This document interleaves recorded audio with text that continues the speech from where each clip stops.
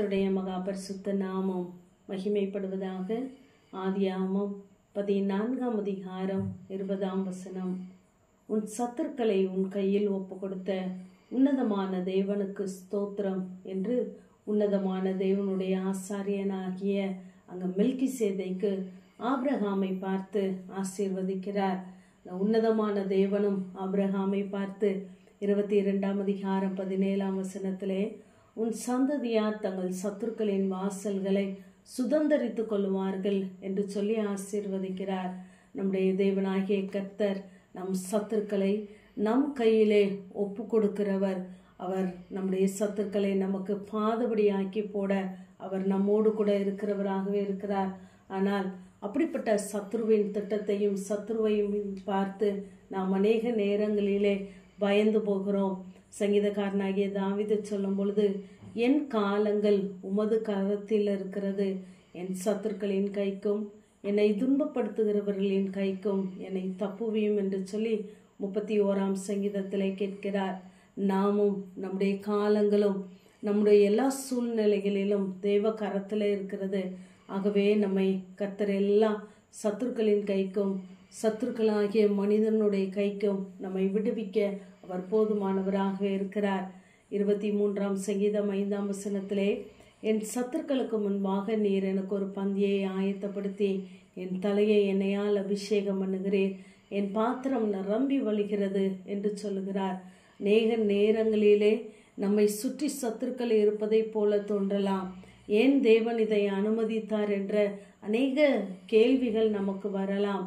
நமக்கு முன்பாக தேவன் ஒரு பந்தியை ஆயத்தப்படுத்தி நம்முடைய தலையை எண்ணெயால் அபிஷேகம் பண்ண வேண்டும் என்றால் அதை பார்ப்பதற்கு அநேக சத்துருக்கள் வேண்டும். அதற்காகத்தான் சத்துருக்களை நம்முடைய வாழ்க்கையிலே அனுமதிக்கிறார். பின்பு அவைகளை அமர பண்ணி அவர்களுக்கு முன்பாக நம்முடைய தலையை அவர் உயர்த்துகிறவராயிருக்கிறார். இங்கு மொர்தெகாவை குறித்து நாம் பார்க்கலாம். அந்த ஆமான் ஆகிய சத்துரு அவனுக்கு விரோதமாய் எத்தனையோ சதி திட்டங்களை தீட்டினான். இந்த குலத்தையே அழித்து விட வேண்டும் என்று கங்கணம் கட்டினான். ஆனாலும் அவன் வாயிலே எதை சொன்னானோ அதை மொர்தெகாவுக்கு செய்யும்படியாய் தேவன் சூழ்நிலைகளை மாற பண்ணினார்.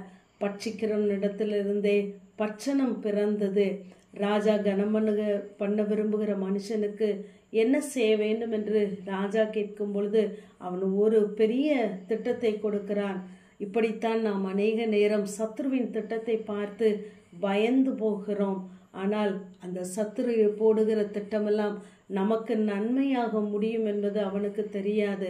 ஆகவேதான் நாம் சத்துருவின் திட்டத்தை பார்த்து பயந்து போகாதபடி நாம் அந்த பிரச்சனையை பார்த்து சூழ்நிலைகளை பார்த்து சத்துருவை பார்த்து நாம் பேசுகிறவர்களாய் இருக்க வேண்டும்.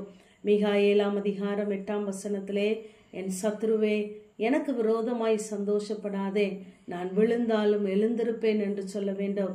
ஏனென்றால் சத்ருனுடைய சகல வல்லமைகளை மேற்கொள்ளத்தக்கதான அதிகாரத்தை தேவன் நமக்கு தந்திருக்கிறார் என்று லூக்கா 10ஆம் அதிகாரத்திலே நாம் வாசிக்கிறோம்.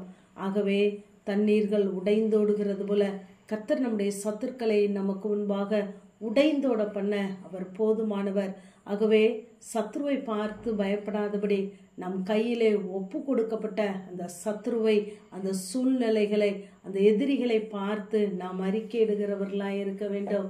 நாம் இங்கு யோசுவா 10ஆம் அதிகாரத்திலே பார்க்கும் பொழுது யோசுவா சொல்லுகிறார், நீங்கள் பயப்படாமலும் கலங்காமலும் பலத்து திடமனதாயிருங்கள், நீங்கள் யுத்தம் பண்ணும் உங்கள் சத்துருக்களுக்கெல்லாம் கர்த்தர் இப்படியே செய்வார் என்று சொல்லுகிறார். நம்முடைய வாழ்க்கையிலே நம்மை சுற்றி இருக்கிற சத்துருக்களுக்கு தேவன் இவ்வெட்கத்தை உடுத்த அவர் போதுமானவர். ஆகவே நாம் அதை பார்த்து பயப்படாதபடி நம் கையிலே ஒப்பு கொடுத்த தேவனை மாத்திரம் பார்ப்போம். அவருடைய வார்த்தைகளுக்கு பயந்திருப்போம். நிச்சயமாகவே தேவன் நம்முடைய சத்துருக்களுக்கு மேலாக நம்முடைய தலையை உயர்த்த போதுமானவர். ஆமேன். ஜெபம். பிதாவாகிய தேவனே, குமாரனாகிய இயேசு கிறிஸ்துவின் நாமத்தின் மூலமாய் உடைய சன்னிதானத்தில் வருகிறேன். என் சத்துரு என் மேல் ஜெயம் கொள்ளாததினால் நீர் என் மேல் பிரியமாய் இருக்கிறீர் என்று அறிவேன் என்ற வேத வார்த்தையின்படி கர்த்தாவே, எங்களுடைய ஆண்டவரே எல்லா சூழ்நிலைகளிலும் நீர் கூட இருக்கிறேன். சத்துரு ஜெயம் கொள்ளாததுபடியினால் நாங்கள் உம்மை ஸ்தோத்திரிக்கிறோம், துதிக்கிறோம். இயேசுவின் மூலம் ஜெபங்கள் எங்கள் நல்ல பிதாவே.